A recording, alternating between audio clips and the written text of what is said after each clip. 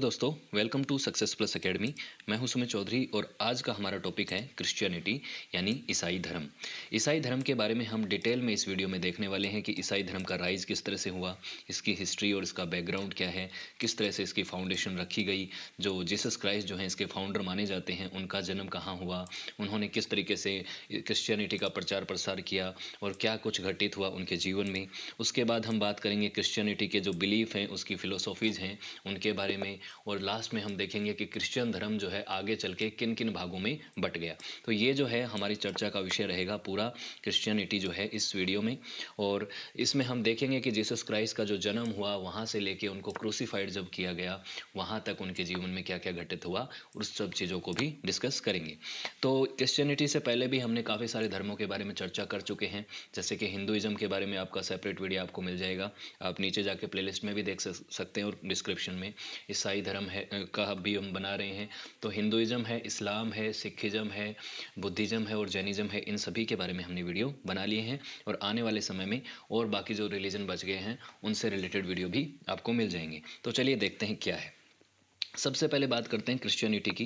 तो क्रिश्चियनिटी के बारे में आप एक बेसिक बात करें तो दुनिया में सबसे ज़्यादा फॉलो किए जाने वाला जो धर्म है क्रिश्चियनिटी, लगभग दुनिया की 31-32% आबादी इस धर्म को फॉलो करती है। और आज के समय जब मैं ये वीडियो रिकॉर्ड कर रहा हूँ तो लगभग 2.38 बिलियन पीपल जो हैं इसको इस फेथ में बिलीव करते हैं, क्रिश्चियनिटी में ईसाई धर्म को फॉलो करते हैं। तो इतना बड़ा रिलीजन है, दुनिया का पहले नंबर का रिलीजन है अगर फॉलोइंग के हिसाब से देखा जाए तो इसका जो राइज है वो किस तरीके से हुआ और इसके जो बिलीवर हैं वो किन चीज़ों में बिलीव करते हैं, इसको हम डिटेल में देखेंगे। तो क्रिश्चियन फेथ जो है ये जीसस क्राइस्ट की जो टीचिंग्स हैं उन्हीं के ऊपर आधारित है कि जीसस क्राइस्ट ने जो चीज़ें बताई, जिन चीज़ों को फॉलो करने के लिए कहा, उन्हीं को फॉलो करते हैं और वही लोग कहलाते हैं क्रिश्चियंस यानी कि ईसाई। ठीक है, तो इनके बारे में देखते हैं कि आज के समय दुनिया में क्रिश्चियन रिलीजन कहाँ कहाँ फैला हुआ है। इस मैप को आप ध्यान से देखिए और एक बार ढंग से 1-1.5 मिनट तक इसको देख लीजिएगा वीडियो को पॉज करके कि दुनिया भर में कौन सी जगह पे कौन सा रिलीजन मेजॉरिटी में फॉलो किया जाता है। ये है हमारा भारत और भारत में मेजॉरिटी में जो रिलीजन है वो है हिंदुइज्म। ठीक है, तो हिंदुइज्म भारत में सबसे ज़्यादा फॉलो किया जाता है। उसके बाद सिखिज्म भी भारत में फॉलो किया जाता है इस इलाके में। ठीक है, उसके बाद बात आती है, हम जिस रिलीजन की बात कर रहे हैं वो है क्रिश्चियन। तो क्रिश्चियन रिलीजन जो है और इसके काफ़ी सारे अलग अलग रूप हैं जिसमें आपको कैथोलिक दिखेंगे, प्रोटेस्टेंट दिखेंगे, प्रोटेस्टेंट दिखेंगे और भी अलग अलग फॉर्म होती हैं जिनके बारे में हम आगे पढ़ने ही वाले हैं। तो रोमन कैथोलिक अलग हैं, प्रोटेस्टेंट अलग हैं और वेरियस अलग चर्चेज से हैं, ऑर्थोडॉक्स क्रिश्चियन अलग हैं। तो ये अलग अलग दुनिया के हिस्सों में देखते हैं, आपको वेस्टर्न वर्ल्ड में भी दिखेंगे, अमेरिका में भी दिखेंगे और ऑस्ट्रेलिया कॉन्टिनेंट में भी दिखेंगे। तो दुनिया भर के बहुत सारे कॉन्टिनेंट में क्रिश्चियन रिलीजन जो है फैला हुआ था। उसके अलावा हमने बुद्धिज्म और जैनिज्म भी पढ़ा है। बुद्धिज्म जो भारत से ही ओरिजिनेट हुआ था और भारत के जो ईस्टर्न भागों में फैल गया, चाइना और इधर जाके जापान और कोरियन पेनिनसुला यहाँ पे फैला हुआ है। ठीक है, और उसके अलावा भी बहुत सारे रिलीजन, जो दूसरे नंबर पे आपका आता है इस्लाम रिलीजन, 19.8% दुनिया भर में मुस्लिम हैं और ये रिलीजन जो है मिडल ईस्ट से ही शुरू हुआ और यहीं पे ज़्यादातर इस इलाके में ये रिलीजन फॉलो किया जाता है। ठीक है, तो इन सभी धर्मों के बारे में हम बात करेंगे। और ज्यूइश जो है दुनिया का one of the oldest religion माना जाता है, वो भी इस इलाके से ही ओरिजिनेट हुआ था, जो जेरूसलम है। उसके बारे में हम बात करेंगे। आज एक जूइश कंट्री है वो है इज़राइल और उसके बारे में भी हम चर्चा करेंगे इस वीडियो में। कुछ कुछ चीज़ें आएंगी और जोडाइज़म को हम सेपरेट वीडियो में तो पढ़ेंगे। तो इस वीडियो को आप ध्यान से, इस स्लाइड को आप ध्यान से देख लीजिए और यहाँ पे एक प्रेडिक्शन भी आपको दिखेगा कि कुछ लोग ऐसे बोलते हैं ना कि इस्लाम आने वाले 50 साल में या 20 साल में सबसे मेजरली फॉलो किया जाने वाला रिलीजन हो जाएगा। तो ऐसा नहीं है कि देखिए 2050 का जो प्रेडिक्शन है उसके हिसाब से ये जो है इसमें भी क्रिश्चियन ही सबसे ऊपर रहेंगे। तो आज भी क्रिश्चियन ही सबसे ज़्यादा पॉपुलेशन में है और आगे भी 2050 तक आपको दिखेगा कि यहाँ पे क्रिश्चियन ही पहले नंबर पे रहेंगे। ठीक है, दूसरे नंबर पे आज भी इस्लाम है, तभी भी रहेगा।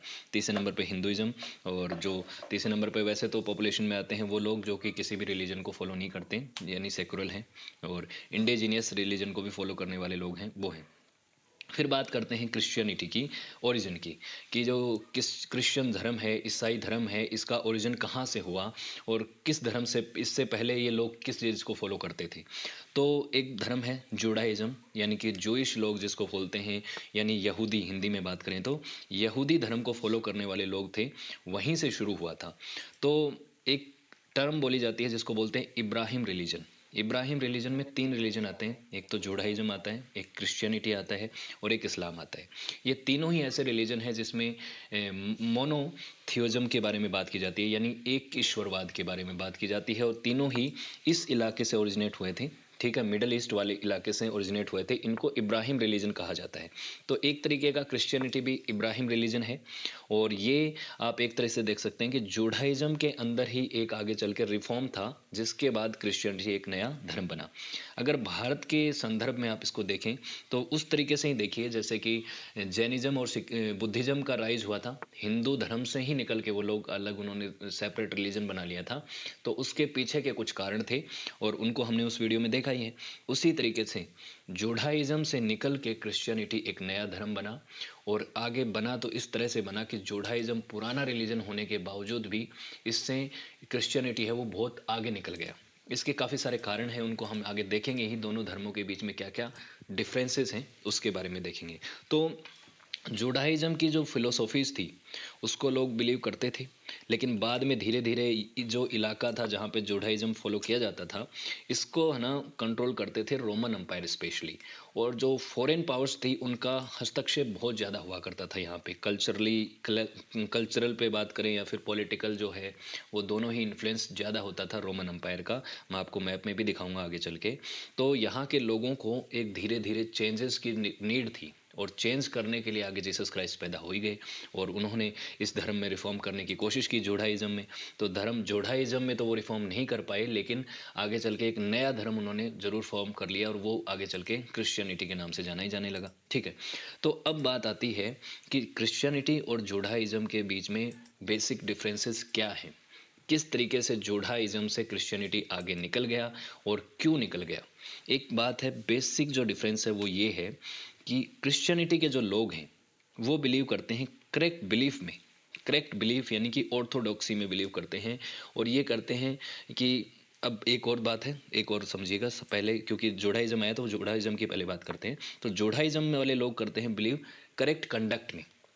करेक्ट कंडक्ट यानी कि कर्म की बात हो रही है यहाँ पे, कर्म एक प्रॉपर डिसिप्लिन से होना चाहिए, ये बात बिलीव करते हैं जुडाइज़म के लोग, यानी कि जूइश पीपल जो हैं वो बिलीव करते हैं, यहूदी लोग इस चीज़ में बिलीव करते हैं। हालांकि हर एक रिलीजन के अंदर ही आपको कर्म के बारे में बात करी होती है, कर्म को सुप्रीम माना जाता है, लेकिन साथ ही साथ कुछ एथिकल और मॉरल वैल्यूज़ भी होती हैं हर एक रिलीजन में, और जुडाइज़म में इसकी कमी थी कहीं ना कहीं, ऐसा माना जाता है। क्रिश्चियनिटी के ओरिजिन के समय ये एक बड़ा रीज़न यही था कि जुडाइज़म में जो है वहाँ पे करेक्ट कंडक्ट यानी डिसिप्लिन की बात ज़्यादा होती थी, कर्म की ज़्यादा बात होती थी, और उसके अलावा जो लाइफ के बारे में जो कॉन्सेप्ट हैं, कि जैसे लाइफ के बारे में होते हैं कि लाइफ का गोल्स क्या है, क्या एथिकल वैल्यूज़ हैं, क्या मॉरल वैल्यूज़ हैं, और क्या ग्राउंड होने चाहिए, मॉरल हाई ग्राउंड्स क्या होने चाहिए, उनके बारे में ज़्यादा बातें थी नहीं। और उसके अलावा जैसे हिंदुइज्म में जैसे बुद्धिज़्म और जैनिज़्म का राइज हुआ, उसी तरीके की चीज़ें जुडाइज़्म में भी थी, कि यहाँ पे जैसे ईश्वर से डायरेक्ट कांटेक्ट करने का कोई तरीका नहीं था, काफ़ी सारे ट्रेडिशंस आ गए थे, काफ़ी सारे प्रीस्ट बीच में आ गए थे, मीडिएटर्स हो गए थे ईश्वर और एक तरीके से उनके फॉलोअर्स के बीच में। तो इस तरीके से कुछ एक तरीके से वो देख सकते हैं कि जुडाइज़्म थोड़ा कॉम्प्लेक्स हो गया था लोगों को समझने के लिए। तो इसलिए जो है क्रिश्चियनिटी जो है वो एक ऐसा धर्म बन के आया आगे चल के, जो कि थोड़ा ईजी था, लिबरल था। तो इसीलिए एक तो ये बड़ा कॉमन डिफरेंस है जुडाइज़्म और क्रिश्चियनिटी के अंदर, ठीक है। और इसके बारे में हम ये न्यू टेस्टामेंट और ओल्ड टेस्टामेंट है ना, ये आगे हम बात करेंगे, तो यहाँ पे आपको टेंशन लेने की ज़रूरत नहीं है। तोरा और तलमुड जो है, तलमुड ये टेक्स्ट है इनके, जुडाइज़्म के इंपॉर्टेंट टेक्सेस हैं, इनके अंदर इनके बारे में बता रखा है कि किस तरीके से जुडाइज़्म को फॉलो किया जाना चाहिए, क्या तरीके से करेक्ट कंडक्ट क्या होता है, कर्म किस तरीके से किया जा सकता है, ईश्वर की प्राप्ति के लिए मुक्ति के मार्ग क्या है, वो सब चीज़ें जो हैं इन टेक्सेस में दे रखी हैं, और जुडाइज़्म में इसके बारे में हम डिटेल में चर्चा करेंगे, ठीक है। उसके बाद बात आती है कि जीसस जो है जो जीसस हेलो। क्राइस्ट जो हैं, इनको क्रिश्चियन रिलीजन में माना जाता है कि ये जो हैं भगवान के बेटे हैं, ओके। लॉर्ड के हाय। सन हैं, son hello. Of hi. Lord how माना कैन जाता है। Help you? क्राइस्ट का मतलब भी ये होता है, आगे हम डिटेल में चर्चा करेंगे इसके बारे में। तो इंडिविजुअल सैल्वेशन के बारे में क्रिश्चियंस बिलीव करते हैं और नहीं, बट जीसस मुझे अभी क्राइस्ट तो को सेवियर की तरह से वो आई देखते डोंट हैं और सन नीड ऑफ गॉड एनी देखते हैं। लोन राइट नाउ लेकिन बिकॉज जूइश जो राइट नाउ हैं आई एम वो unemployed, so collective that I participation में कांट बिलीव हेल्प यू करते विद हैं दैट। और वो इंडिविजुअल सैल्वेशन में बिलीव इतना नहीं करते। ठीक है, वो इंडिविजुअल में भी करते हैं लेकिन कलेक्टिव पार्टिसिपेशन में ज़्यादा करते हैं। ठीक है। और ईश्वर को किसी ह्यूमन फॉर्म में वो बिलीव नहीं करते कि ईश्वर कभी भी ओके ह्यूमन ओके। फॉर्म में जीसस क्राइस्ट की तरह नहीं आए। देखो, जीसस क्राइस्ट को भगवान का रूप माना गया, भगवान का बेटा माना गया क्रिश्चियनिटी में, लेकिन जो जोइश लोग हैं वो ओके ओके। नहीं मतलब like so like I don't have any requirements right now, but in future maybe I will call you for this thing. Okay okay. Yeah. 0206762 9144 46. Okay okay. Okay then.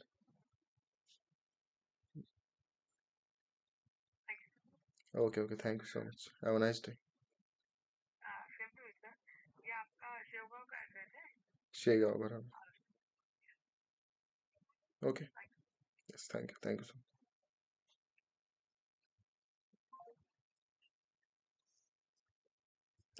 मैं तो कार हूँ.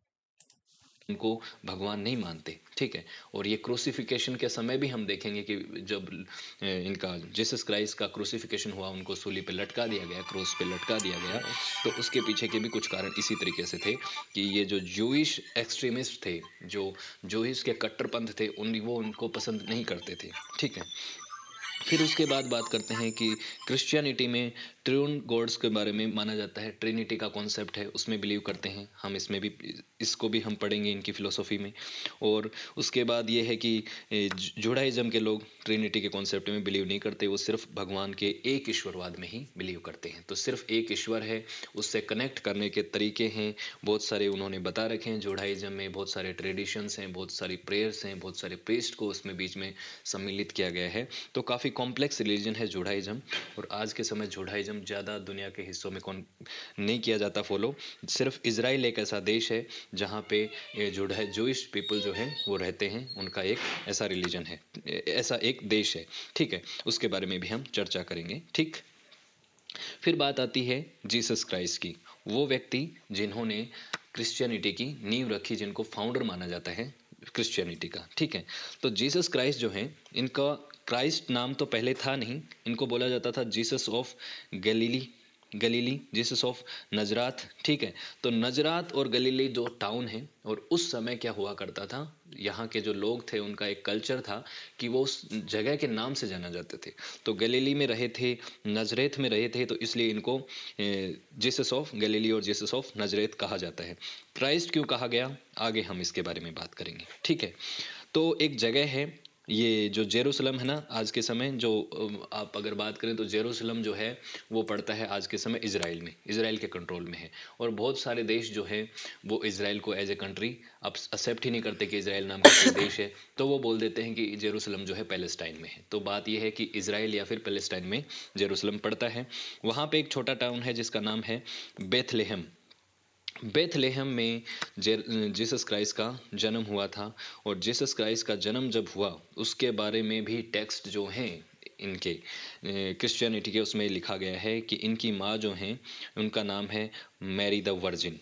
Mary the virgin इनको कहा जाता है कि इसका मतलब ये था कि कहानियों में ऐसा कहा गया है कि जो जीसस क्राइस्ट हैं ये बायोलॉजिकल वे में पैदा नहीं हुए थे, इन ये एक भगवान का आशीर्वाद थे, मैरी को एक आशीर्वाद मिला था और उसके थ्रू ये पैदा हुए थे। वैसा ही कुछ मानिए जैसा कि कुंती को पांडवों के जो बच्चे थे ना, जैसे युधिष्ठिर वगैरह और ये सब, ये एक आशीर्वाद के फॉर्म में मिले थे। उसी तरीके से ये कॉन्सेप्ट है कि मर्जिन वेरी, जो मैरी द वर्जिन थी, इनको आशीर्वाद मिला था और उनके बाद ये पैदा हुए थे।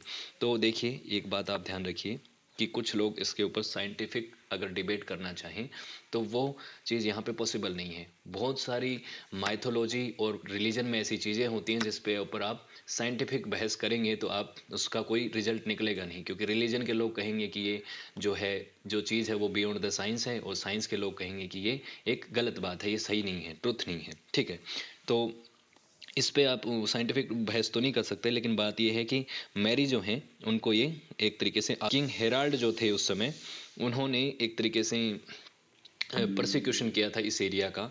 ये जहाँ पे पैदा हुए थे वहाँ पे ये बेथलेहम में, तो इनको यहाँ से इनकी फैमिली ने जगह छोड़ के इजिप्ट चले गए थे। तो वहाँ पे नजरेत इनको कहा गया, जीसस द नजरेथ इसीलिए कहा जाता है क्योंकि इनका बचपन वहाँ पे बीता।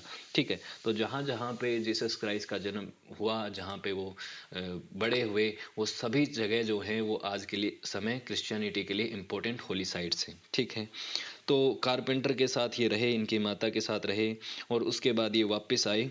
ठीक है, जब ये इनका समय बीत गया, हेराल्ड का समय बीत गया, तो उसके बाद ये गैलीली में भी वापस आ जाएंगे। ठीक है, तो ज्यूइश बैकग्राउंड था, ज्यूइश फैमिली में ही बड़े हुए थे। ठीक है, और ज्यूइश थे तो ये चाहते थे कि जूडाइज्म जो है उसी में कुछ रिफॉर्म्स लाए जाएं। ये ऐसा नहीं चाहते थे कि इनको अपना एक नया सेपरेट रिलीजन बनाना ही था, ऐसा नहीं था। ये चाहते थे कि ये जो जूडाइज्म में जो कॉम्प्लेक्सिटीज़ हैं इनको मैं ठीक कर दूं और ये एक तरीके से रिफॉर्म हो जाए। और ये भी शुरुआती समय नहीं था, बाद में आगे चल के जब इनको इनलाइटनमेंट मिला तब। ठीक है, जब 30 साल के थे तो इनको बैप्टाइज किया गया जॉन द बैप्टाइज के द्वारा। बैप्टिज्म क्या होता है, देखो क्रिश्चियन रिलीजन में भी होता है और जूडाइज्म में भी होता है। बैप्टिज्म यानी कि एक तरीके से आप उस धर्म के प्रचारक बन जाते हैं, तो ये जूडाइज्म के प्रचारक बन गए थे एक तरीके से, पूरी तरीके से इनको बैप्टाइज किया गया चर्च में। और वहाँ पे ये 30 साल के थे उस समय, जॉर्डन नदी के किनारे, जो जॉर्डन आज भी अगर मैं आपको मैप में दिखाऊंगा तो आपको पता चल जाएगा, इसराइल के पास में है। तो वहाँ पे इनको जॉन द बैप्टाइज ने बैप्टाइज किया और उसके बाद ये जूडाइज्म को प्रचार प्रसार करने लग गए। उसके बाद 3 सालों तक जीसस ट्रेवलिंग के लिए निकले, और उन्होंने अपने 12 डिसिप्लिन्स के साथ वो निकले, यानी कि इनके 12 शिष्य थे। 12 डिसिपल्स बोला जाता है जीसस के, 12 डिसिपल्स ऑफ जीसस क्राइस्ट। ठीक है, इनको 12 अपोस्टल भी कहा जाता है। इन्होंने अपनी टीचिंग्स को स्प्रेड किया, दुनिया अपने आसपास के इलाकों में खूब स्प्रेड किया अपनी टीचिंग्स को। अब बात यह है कि टीचिंग तो और भी देते थे, और भी बहुत सारे ऐसे संत थे, ऐसे लोग थे जो कि बैप्टाइज थे और रिलीजन का प्रचार प्रसार कर रहे थे, मिशनरी थे। लेकिन एक बात यह है कि इनकी जो मिरेकल्स थे वो एकदम बहुत ही हटके थे बाकी लोगों से। एक तो ये सर्विस के लिए जाने जाते हैं। देखो, क्रिश्चियन धर्म जो है ना, उसमें सर्विस एक बहुत ही इंपॉर्टेंट चीज़ है। जैसे आप चाहे मदर टेरेसा की बात करें, चाहे आप जीसस क्राइस्ट की बात करें, तो वहाँ पे आपको दिखेगा एक चीज़ कि ये लोग जो हैं क्रिश्चियनिटी को बिलीव करने वाले लोग सर्विस को सबसे ऊपर सुप्रीम मानते हैं। और इसकी शुरुआत हो गई थी जीसस क्राइस्ट से ही। जीसस क्राइस्ट हर उस आदमी की मदद करते थे जो कमज़ोर था, और स्पेशली बीमार लोगों की मदद करते थे, बीमार लोगों को हील कर दिया करते थे। तो वो ज़माना जिस समय मेडिकल साइंस इतना ज़्यादा डेवलप नहीं हुआ था, उस समय अगर कोई आदमी बीमार है और उसको ठीक कर दिया जाए तो उसको भगवान ही माना जाएगा। इसीलिए लोग इनको यहाँ पे, इनकी जो फ़ैन फॉलोइंग है वो बहुत ज़्यादा बढ़ने लग गई। ठीक है, तो लोग इनको बहुत पसंद करने लग गए और इनका जो नाम है वो आसपास बहुत ही चर्चा में आने लग गया। और इनके जो मिराकल्स थे उनमें से कुछ की बात करें कि एक व्यक्ति थे जो मारे गए थे, जिनका नाम था लजरस। लजारस जो है, इनको ग्रेव से इन्होंने उठा दिया था। तो ये बहुत बड़ी बात थी कि मुर्दा आदमी को जिंदा कर दिया, और इन्होंने पानी पे चल के दिखाया था। उसके अलावा एक अंधे आदमी को इन्होंने ठीक कर दिया था। तो ये जो हैं चीज़ें, ये इनके क्रिश्चियनिटी के जो टेक्स्ट हैं उनके अंदर आपको मिल जाती हैं। ठीक है, वो टेक्स्ट की बात करेंगे, कौन कौन से जो टेक्स्ट हैं इनके अंदर जिनके बारे में क्रिश्चियनिटी के बारे में लिखा हुआ है, वो हम आगे चर्चा करेंगे ही अभी जल्दी। ठीक है, तो ये जीसस क्राइस्ट का राइज हुआ एज ए फिगर, जिस तरह से लोग उनके फैन फॉलोअर बनते चले गए। ठीक है, अब एक बात और होती है कि जीसस ने क्या क्या टीचिंग दी। जब वो जगह जगह पे घूम रहे थे, लोगों से मिल रहे थे और उनके फॉलोअर्स बढ़ रहे थे, तो उन्होंने क्या क्या कहा।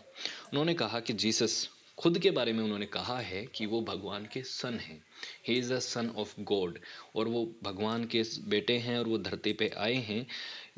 उनका पैदा होने का कारण लोगों के कर्मों को कंडेम करना नहीं है, बल्कि उनको उन कर्मों से आज़ाद करना है, उनको मुक्त करना है। लोगों के लिए कहा कि मैं किसी को यहाँ पे एक तरीके से पनिश करने के लिए नहीं आया हूँ, मैं उनको माफ़ करने के लिए आया हूँ और मैं उनको सही रास्ता दिखाऊँगा। मैं बताऊँगा कि आपको अगर आपने कुछ गलत काम किया है तो आप ईश्वर के सामने उनको एक्सेप्ट कीजिए, ठीक है? आज भी जैसे होता है ना चर्च के अंदर कन्फेशन होता है, तो वो चीज़ें उन्होंने शुरुआत की कि आप कन्फेस कीजिए अपने क्राइम को, अपने कर्मों को जो आपने गलत किया है, उसके बाद आपको माफ़ी मिल जाएगी।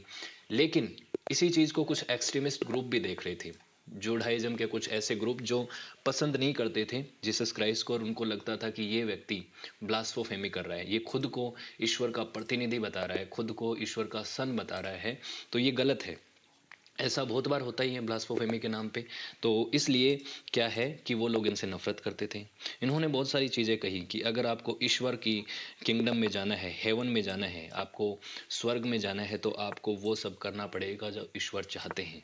और ईश्वर का इन्होंने खुद कही दिया कि मैं प्रतिनिधि हूँ, यानी कि आपको वो सब करना चाहिए जो कि सही है, ठीक है? तो इनका जो फैन फॉलोइंग है वो बढ़ती जा रही थी और जूडाइज्म को छोड़ के, जो जूडाइज्म के कॉन्सेप्ट थे, जो धारणाएं थी, उनको छोड़ के लोग इनके फैन फॉलोअर्स बनते थे। तो इसीलिए जो क्लर्जी ग्रुप था, जो लोग पसंद नहीं करते थे इसको, और जूडाइज्म के जो प्रीस्ट थे वो इनको पसंद नहीं करते थे, वो एक्सट्रीमिस्ट हो गए। इन्होंने ये कहा कि आप अपने सिंस के लिए, अपने पापों के लिए ईश्वर से माफ़ी मांगिए। आप माफ़ी मांगिए, ईश्वर आपको माफ़ कर देंगे। और कई बार इन्होंने कहा कि मैं तुम्हें ऐसी ऐसी घटनाएं हैं जिनके बारे में जिक्र मिलता है क्रिश्चियनिटी के टेक्स्ट में कि इन्होंने किस कुछ कुछ लोगों को माफ़ किया इन द सेंस ईश्वर की तरफ से उनको माफ़ किया, उनका प्रतिनिधि बन के। तो ये चीज़ भी जो जूडाइज्म के जो एक्सट्रीमिस्ट थे उनको पसंद नहीं आ रही थी। उनको कहा कि ईश्वर का प्रतिनिधि बनने का ठेका इन्होंने कैसे ले लिया। एक इस तरीके की इनके चीज़ में एक कॉन्फ्लिक्ट चलता ही जा रहा था। और ये मैं आपको बता रहा हूँ कि ये जो बैकग्राउंड बनता जा रहा है जीसस क्राइस्ट के क्रूसिफिकेशन का, वो यहीं पे बनता जा रहा है। तो ये तो इनकी टीचिंग्स हैं, ठीक है? तो इन्होंने कहा कि जो किंगडम ऑफ गॉड है वो नियर है, वो अमीरों के लिए नहीं है। ऐसा नहीं है कि जो अमीर आदमी है वो हेवन में जल्दी जाएगा, ये तो सबके लिए है। जो कमज़ोर हैं, वीक हैं, उनके लिए भी आपका लिए दरवाजे खुले हैं और वो पहले जा सकते हैं। बस ईश्वर जो चाहते हैं वही आप फॉलो कीजिए, ठीक है? Jesus is the Messiah and was given the authority to forgive others. तो मिसा यानी कि मिसा होता है, जूडाइज्म में ईश्वर को माना जाता है, मिसाह कहा जाता है। और ये लैंग्वेज जो है हिब्रू लैंग्वेज है, उसके अंदर की बात कर रहा हूँ मैं आपको। तो ये सब टीचिंग इन्होंने दी और सर्विस के बारे में इन्होंने काफ़ी कहा कि हर वो व्यक्ति जो कमज़ोर है उसकी आप मदद कीजिए। ये जीसस की टीचिंग थी। लेकिन फिर जीसस क्राइस्ट का क्रूसिफिकेशन हुआ। इनको एक क्रॉस के ऊपर इस तरीके से हाथों में कील डाल के, पैरों में कील ला के, यहाँ पे इनके सर के ऊपर एक कांटेदार वो पहना दिया गया, क्या बोलते हैं, मुकुट पहना दिया गया। ये जो चीज़ें हुई, ये क्यों हुई, इसकी भूमिका मैंने अभी आपको बताई कि जो इनकी टीचिंग्स थी, जो इन्होंने अपने आप को ईश्वर का प्रतिनिधि कहा, तो इससे जो एक्सट्रीमिस्ट ग्रुप था वो इनको पसंद नहीं करता था और वो इनके खिलाफ साजिश रचता जा रहा था और अंत में इनको उन्होंने क्रूसिफाइड कर ही दिया। तो बहुत सारे स्कॉलर्स का मानना है कि 30 एडी से लेके 33 एडी के बीच का जो समय है, वहाँ पे जीसस क्राइस्ट को यहाँ पे सूली पे लटकाया गया, इस क्रॉस पे लटकाया गया, ठीक है? एग्जैक्ट डेट का यहाँ पे किसी को एग्जैक्ट नहीं पता है, लेकिन ये टाइम लगभग ये था 30 से लेके 33 एडी के बीच में, ठीक है? फिर उसके बाद बाइबल में लिखा हुआ है, जो होली टेक्स्ट है, जो क्रिश्चियन रिलीजन का सबसे इंपॉर्टेंट टेक्स्ट है, वो है बाइबल। इसमें कहा गया कि जीसस क्राइस्ट को अरेस्ट किया गया, किसके आधार पे? इस चीज़ के आधार पे कि ये ब्लास्फेमी फैला रहे हैं, लोगों को बरगला रहे हैं, खुद को सुप्रीम मान रहे हैं और सत्ता को चैलेंज कर रहे हैं। तो उस समय रोमन गवर्नर हुआ करते थे पोंटियस पिलेट। पोंटियस पाइलेट जो है, ये रोमन गवर्नर हुआ करते थे इस जोडिया इलाके के। जोडिया नाम का इलाका हुआ करता था जहाँ पे रहते थे। तो इस इलाके में पोंटियस पिलेट ने इनको पकड़ा, अरेस्ट किया और उसके बाद जीसस को गिल्टी माना गया। उनके क्राइम्स के लिए कहा गया कि आपने बहुत सारे क्राइम किए हैं, ब्लास्फेमी फैलाया है। और उसके बाद रोमन सोल्जर्स ने जेरूसलम में जीसस क्राइस्ट की बॉडी को एक तरीके से वो क्रूसिफाइड कर दिया, उनको मार दिया, ठीक है? लेकिन उसके बाद की जो घटना है वो बड़ी इंपॉर्टेंट है, वो है रिसर्केशन। रिसर्केशन यानी कि मृत्यु के बाद पुनर्जीवित हो जाना। 3 दिन बाद, 2 दिन बाद, सॉरी, 2 दिन बाद जब जीसस क्राइस्ट को जहाँ दफना दिया गया था, वहाँ से वो निकल के आते हैं और अपने लोग जो थे, इनके डिसिपल्स जो हैं, उनको वो बहुत सारी बातें बताते हैं, उनको प्रीच करते हैं। तो ये एक बहुत ही बड़ी चीज़ थी, एक बहुत बड़ा मिरेकल था और उसके बाद लोगों ने इनको भगवान मान लिया। बहुत सारे ऐसे लोग जो पहले इनकी बातों में बिलीव नहीं करते थे, वो भी इनको ईश्वर का प्रतिनिधि मानने लग गए। तो ये था जीसस क्राइस्ट का जीवन। और उनकी मतलब मृत्यु के बाद जो टाइम आता है, 2 दिन बाद वो निकल के आते हैं, उसको बोलते हैं ईस्टर। वो ईस्टर का त्योहार भी मनाते हैं, ये संडे के दिन आए थे ये, तो ईस्टर का टाइम था वो। और एक बात आती है, एक इंपॉर्टेंट घटना थी, वो है द लास्ट सपर। ये जब हुआ, जब इनको क्रूसिफाइड किया गया, उससे कुछ दिन पहले जीसस ने अपने जो फॉलोअर्स थे, अपने डिसिपल्स जो थे, उनके साथ एक सफ़र किया था, एक खाना खाया था एक उनके साथ बैठ के।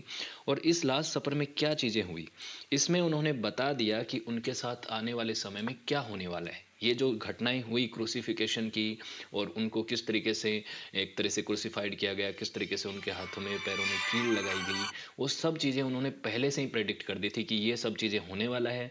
आप लोगों से ये सवाल पूछे जाएंगे, मेरे को ऐसे लटकाया जाएगा, लेकिन बाद मैं वापस आऊँगा, तुमसे बात करूँगा, तुम्हें प्रीच करूँगा और तुम्हें उन हेलो।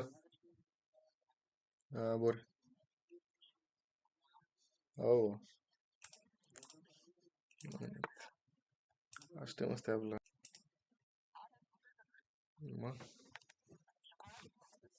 सकाळ बी असते, दुपार बी असते, संध्याकाळ. अरे वा, अनएम्प्लॉईड माणसाचं काय असणार आहे आयुष्यामध्ये. हा?